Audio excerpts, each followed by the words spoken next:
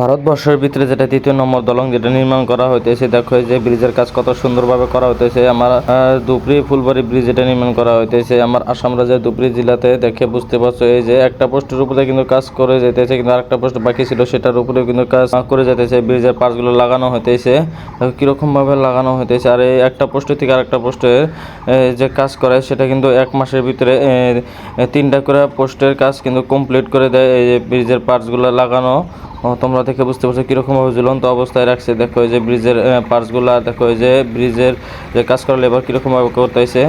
আর এখন দাঁড়ায় আছে এই ধুবড়ির যেটা সাইড আছে, ধুবড়ির সাইডের থেকে যেটা ফার্স্ট যেটা টেম্পোরারি যে ব্রিজটা আছে সেই ব্রিজের দৃশ্যটা তোমাদেরকে দেখা যাচ্ছে। দেখো যে কত সুন্দর দেখা যাইতেছে।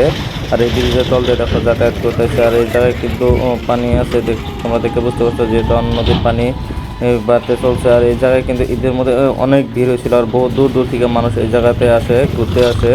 আর যারা যারা আমার ভিডিওগুলো নতুন দেখে আছে তোমরা অবশ্যই লাইক কমেন্ট শেয়ার করবা। বহুত দিন হলো ব্রিজের আপডেটগুলো দেওয়া হইতেছে না, সেই জন্য আমি ভাবলাম আজকে ব্রিজের আপডেটটা দিয়ে যায়। দেখো ওই যে ব্রিজের পার্টসগুলো দেখো এই জায়গায় কীরকমভাবে রাখছে। এই জায়গা থেকে কিন্তু নিয়ে কিন্তু ব্রিজের মধ্যে কিন্তু এই ফিটিং করা হয়। দেখো পার্টসগুলো এই জায়গায় কিন্তু আলাদাভাবে রাখা হয়। তারপরে কিন্তু একটা যে গাড়ি আছে 174টা চাকা থাকা গাড়ি, সেই গাড়িটা দিয়ে কিন্তু নেওয়া হয়।